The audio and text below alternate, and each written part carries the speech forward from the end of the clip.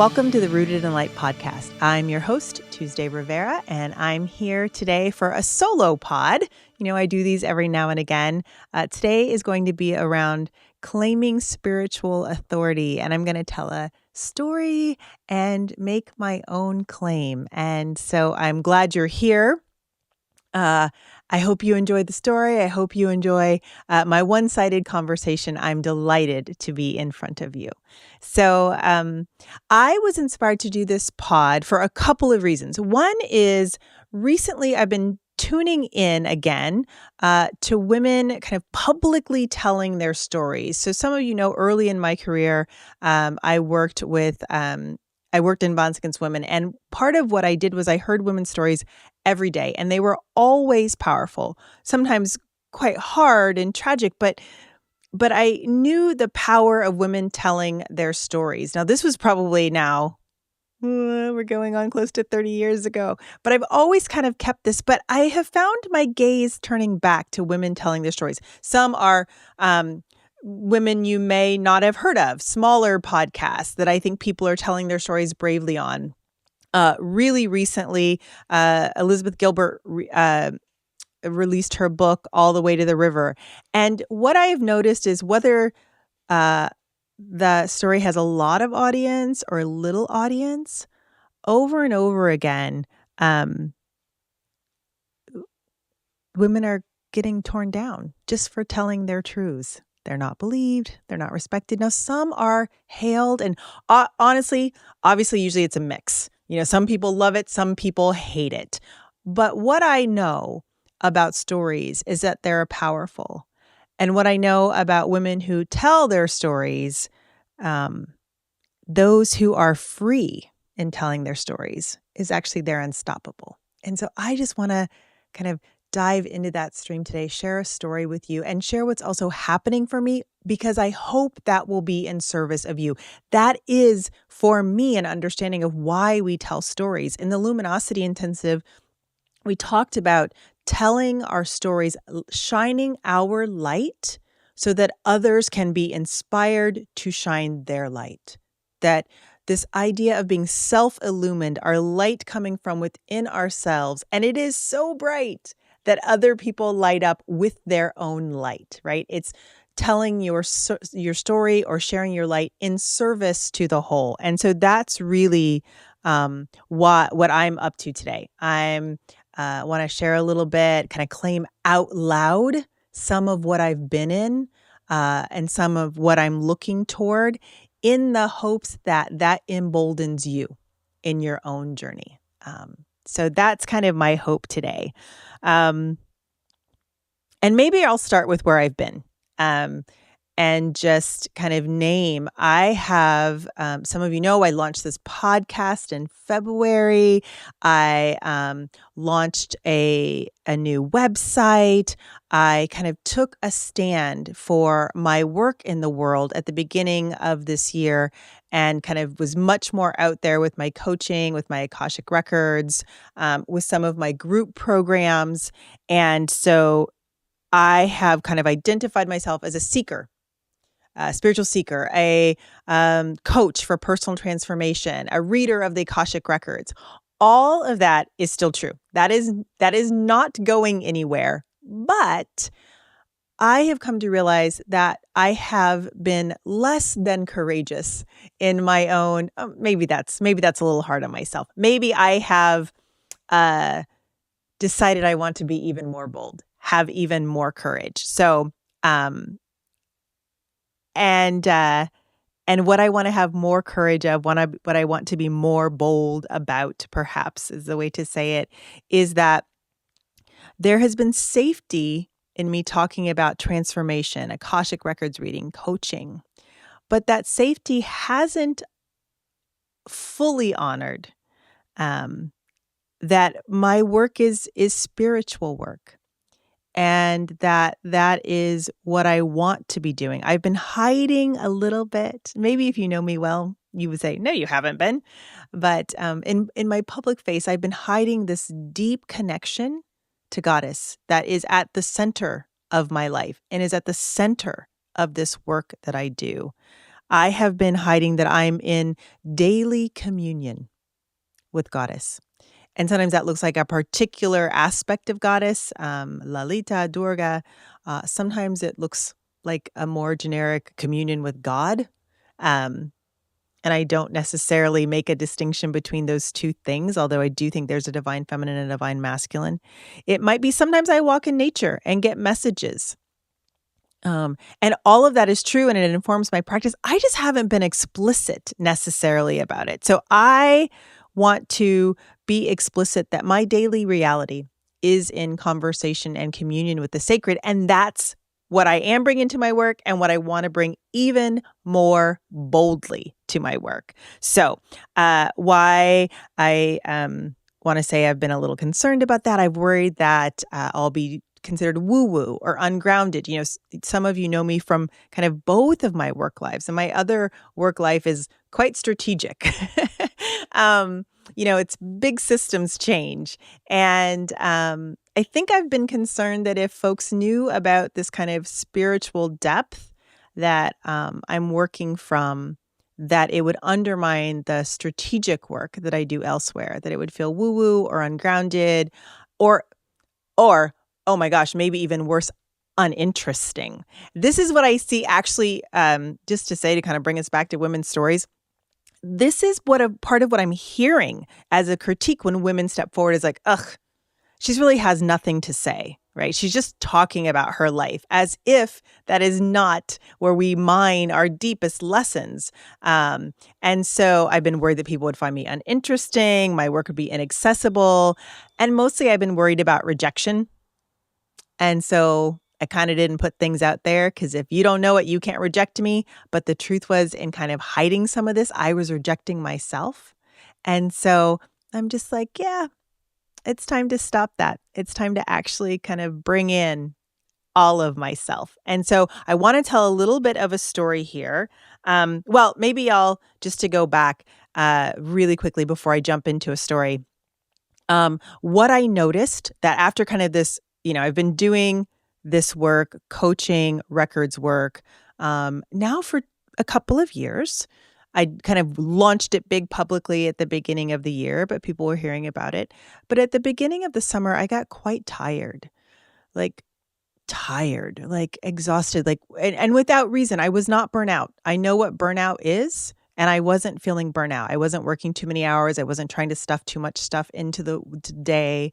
But I felt like tired on a really deep, almost cellular level. And I had this desire. I kept saying, I have this desire to release all the forms. Just whatever I have built, I just want to let it go. And then once I've kind of submerged or dissolved, then I'll come back up and we'll see what's still there. But first, I want to be able to let it all go. I had this desire to really let go. And I realized that part of it was I was trying to have my cake and eat it too. I was trying to hide behind like kind of mainstream language of what I was doing. And that took some effort. And so this summer, and I'm going to talk about that in a minute, I really turned toward a deepening. What is it? What is it that can dissolve and let go? I hope some of you can recognize that desire in yourselves to kind of let things go, and turning towards a deepening self. And so that's where I've been this summer. Nothing crisis. All the work has been amazing, but kind of this like effort of pretending I wasn't a deep devotee of Goddess, pretending that the work I didn't want to do, that I want to have central to my life is spiritual work, just kind of got the better of me. I got exhausted. And as exhaustion does, it kind of makes you softer. It makes you more willing. It makes you a little cracked so that new things can come in. And so that's really what's been happening for me, a time of spiritual deepening. And so this morning, I went into the records and I asked for guidance, as I do. That's what I do. I pray, I ask for guidance. And what came up was share this story. And so I'm going to share a story with you. And I'm going to read it because it's a fairly new story, so I don't quite have it in my head, so I'll kind of go back and forth. But this is the story of Leaping Deer. There was a little girl named Leaping Deer by her mama and papa. She was born, as all newborns are, with no understanding of her name and no understanding of this world that she'd been born into. That was okay, because she had a father who gave her his blessing and a mother who sang to her and twirled and danced with her while she learned her name and the new world around her as she learned to become Leaping Deer, right? So remember, she's a baby. She's just been given a name and put into a world, and she has no understanding of that world.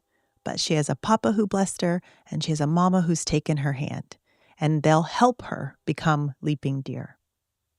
Now, so I want you to picture this, right? Here is a beautiful mother in robes of the deepest blue with little twinkling silver in it. And that robe would split to reveal delicate but powerful hind legs with brown fur. Leaping Deer's mama was a deer. And then the sleeves of this gorgeous robe revealed strong hands and arms that clasped Leaping Deer's hands and arms. And they had beautiful brown skin that held each other tight. And she gave her daughter guidance and love. So just picture it. Here's Leaping Deer, and here's her mama in a beautiful blue robe. This deer, Durga, mother goddess that Leaping Deer only knew to call Ma, held her with strong arms, laughed with her from a smile framed by long curls that parted over ears and antlers. It all made sense to Leaping Deer. She had a sweet smile only for her girl. And so as Leaping Deer and her mama twirled and danced and learned about this world and learned about Leaping Deer only knew three things. She had her father's blessing, which he placed upon her forehead in a thunderclap of love and power and initiation. She knew her name, Leaping Deer. She didn't know what it meant. And she knew the feeling of her mother's, Ma's hands on her own as they twirled on their hind legs in a new dance. And she knew those three things, but she only really understood one thing. She was being prepared to live her name, Leaping Deer. She couldn't know what that was yet, but she was being prepared. And that's in some ways where you find me today, friends, kind of sharing what I can. I don't understand. I don't know the end of the story. I imagine that I'm like Leaping Deer right at the beginning of a story that I will have to live into. And I share this because I think it might be the same for many of you listening, right? That you might have an inkling of what next, the barest intuition that something is coming. You might know you need support, right? You might dare to hope that you have support, even though it's not the kind of support that's, I'm going to call up on the phone. Maybe it's a sacred support. So like maybe you know something's coming. You have an inkling. You don't know what it is. You don't know how to do it. You know you need support. You maybe believe there's that sacred guidance is waiting for you. You, Leaping Deer, me, we're all the same. Mostly if you're like me, mostly you have uncertainty, but that uncertainty comes with anticipation and a little bit of excitement. And so that's where I have been really this summer, this idea that I'm uncertain, I'm excited, I'm anticipating, and I must leap. And so maybe you're there with me. And so what I have been doing in this uncertainty and excitement and leaping is I've been quiet and preparing, right? Leaping deer dances on her hind legs while her mama teaches her. And I have been thinking, well, what is it that I know? What is it that I know? Well, I know that I am here to bring people into active, living relationship with Goddess through embodied practices and sacred guidance. I don't exactly know what that will wholly look like, but I know that's what I'm here to do. Active living relationship with Goddess, embodied practices, sacred guidance. That's how I'm going to be helpful. And so I have been deepening this summer into a number of practices, right? That kind of point where leaping deer is, where her mama is teaching her to leap and dance and she doesn't know what it is yet, but she's practicing the steps. And so my practices, my spiritual deepening this summer has been along 3 lines that I wanted to share with you. One has been going into nature. I've had some really profound shifts about how I understand myself, how I understand my body, how I understand my connection with the world by going into nature and listening deeply, not just to what nature will tell me about myself, but what the peoples of nature will tell me about themselves. And therefore that shines a light for me, but it's really about the creatures and flora and fauna and nature. And I've been really thinking a lot about how to deepen and expand my own tantric practice with animism. What does it look like to have a belief and a connection with an animate world that I understand to be fundamentally all goddess? And I'm sure I will talk about that more, but nature has been one of the places I've been turning, and one of the places not only that I'm most inspired by, but I feel most accountable to in making this shift. I've also been, and I share these practices because maybe you'll have analogous practices. I certainly suggest going out into nature to begin to look into what is next and to get that support you might want and need. I have been turning to my teacher's teachings.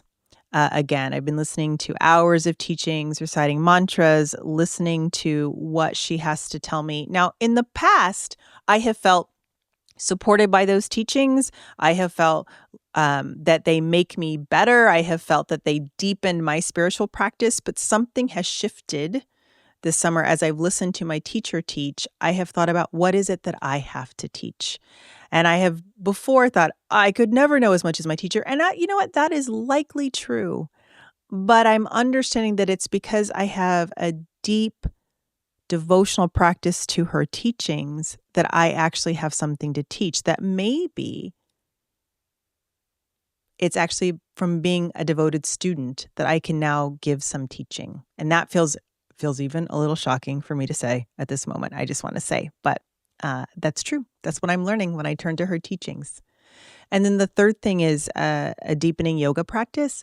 And again, you all know, like, I don't have a sense of what other people's physical practices should be, but I do have a strong sense that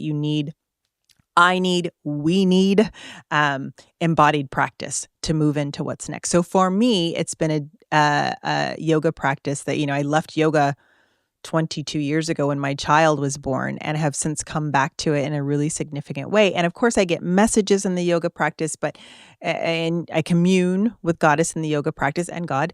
But what is true is that what I'm learning and what I'm here to teach become embodied, become fully integrated into my body through those yoga practices. And so those 3 places this summer, remember I started off the summer super tired.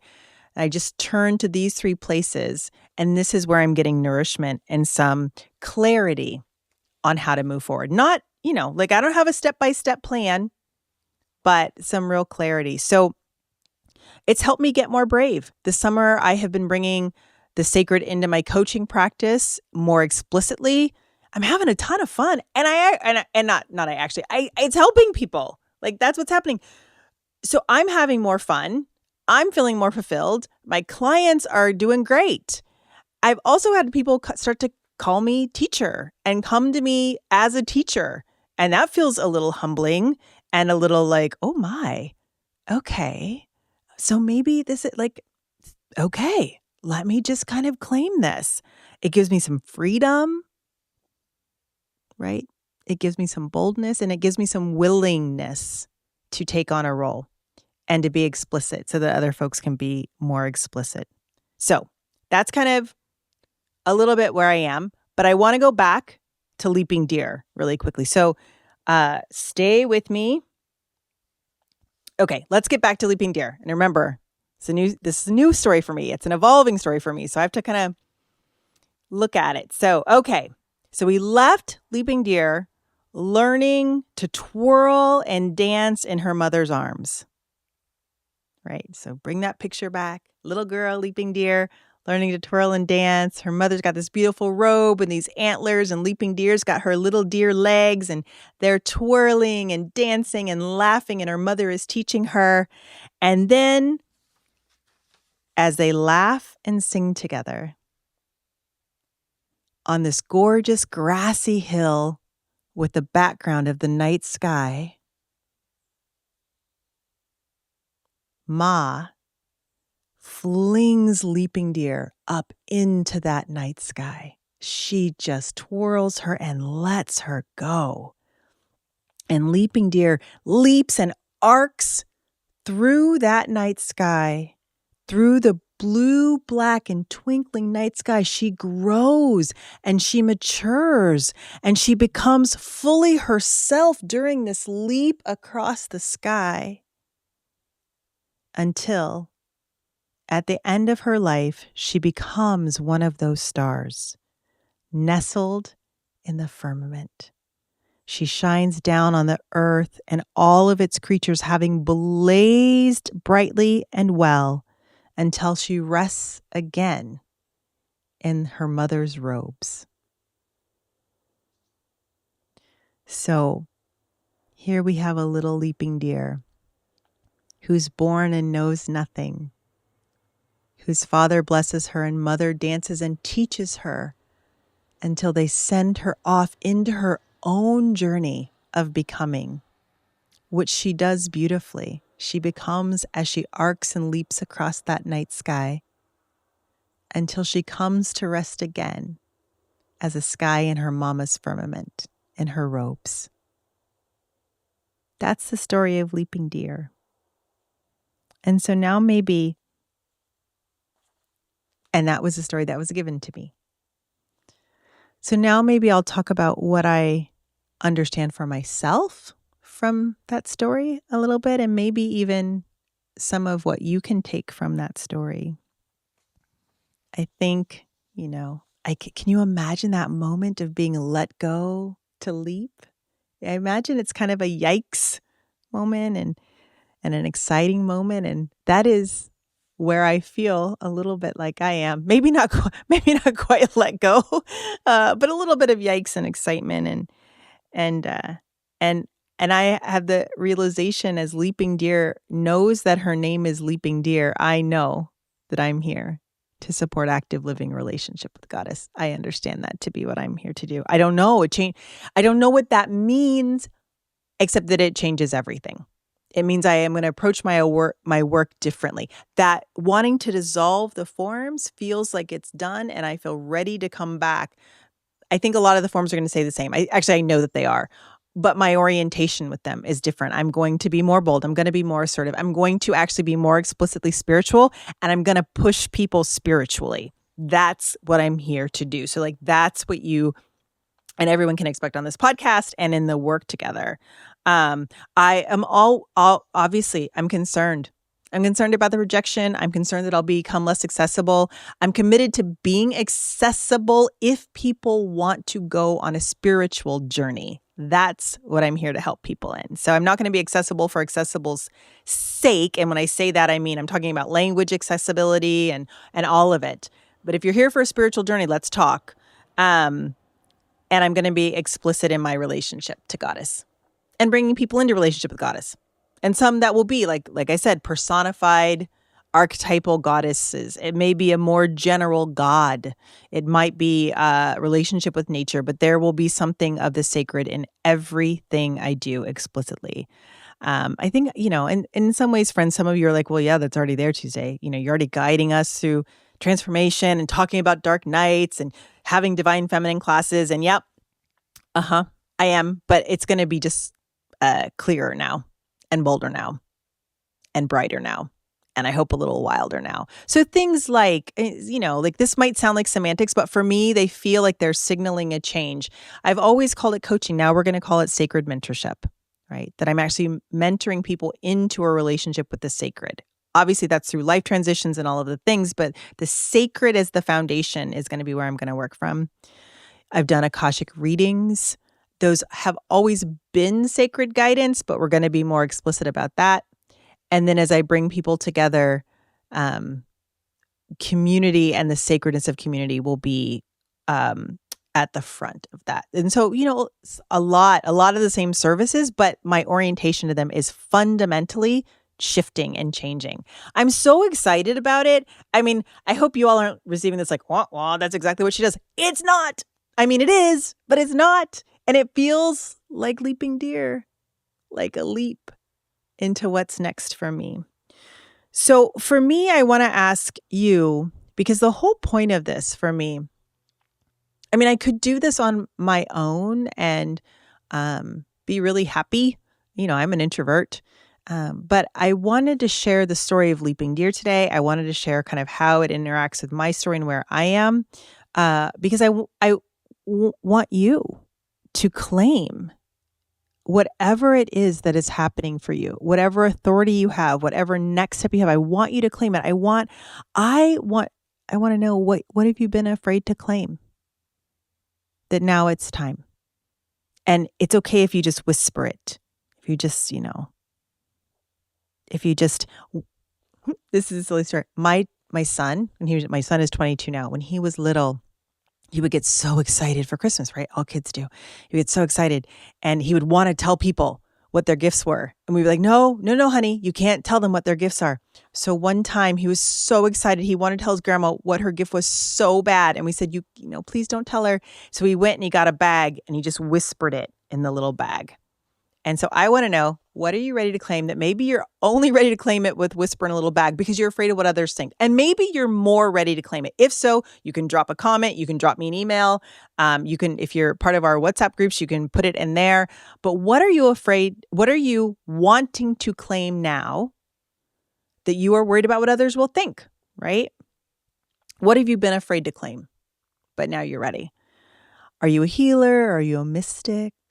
Are you a sensitive dreamer? Are you a visionary? Are you a witch, a dark witch, or a priestess of the deep? What do you know? What do you know about yourself? I'd love to hear it. And even if you don't share it with me directly, I think the invitation is to share it with yourself and then share it with others if you feel like it. And what is it time for you to claim? So I would love it if you'd leave a comment or reach out to me. But more importantly, I'd really like it if you would just let yourself know. Sometimes the biggest thing is sharing it with ourselves. And sometimes other people see it way before we have. So if you can share it with yourself. So I asked because I'm claiming my own kind of spiritual authority here, taking a little bit of a leap, hoping it is helpful to you, hoping it's useful to you, and gives you some permission. And I'm doing it because we need this. We need women. We need men too, for sure. We need women claiming your stories. We know that we can't do it alone. I would suggest, and I'm putting a claim down, we can't do it without Goddess. And so I'm just inviting you to name it so you can claim it and so that you can ask support and you can maybe invite Goddess in to help you with that, to say, this is what I want. Can you help me? That's part of what I'm here to do. One last thing, and this is part of this next leap. So I said I went into the records today, and the records told me to share the story of Leaping Deer as I know it so far. Obviously, it's going to be an evolving story. And then right at the end, I got a download from Goddess. And so I'm going to share that with you. The invitation was to share that with you. Goddess says, I am real and I am waiting. When I come, though I am already here, we will dance and rejoice together. Do not hesitate to call on me. I am here and waiting. I am home and I am the journey away from home. I am transcendent and eminent of your body and beyond every boundary of which you can now conceive. Raise me up with vigor. Bring me into your heart with ardor. Open yourself to me completely, and I will be yours as you are mine. May it be so, friends. Thank you for listening to my story. Thank you for hearing about Leaping Deer. Would love to be in touch. Leave a comment, send me an email, hello@tuesdayrivera.com. Let me know how this claiming lands for you. And thank you so much.